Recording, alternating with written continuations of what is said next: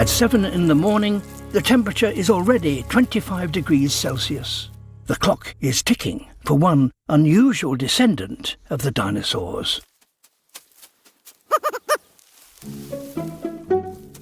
A roadrunner, found only in the deserts of North America, built for a life on the ground. He can run at over 20 miles an hour, but the prey he seeks are one step ahead.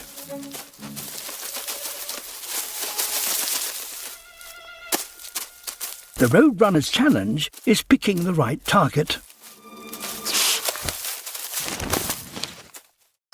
A Gila monster.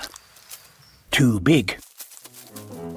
By mid-morning, it will be 40 degrees Celsius.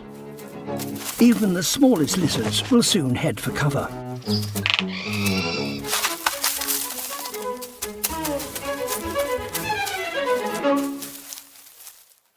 A centipede. Slim pickings for the morning's work.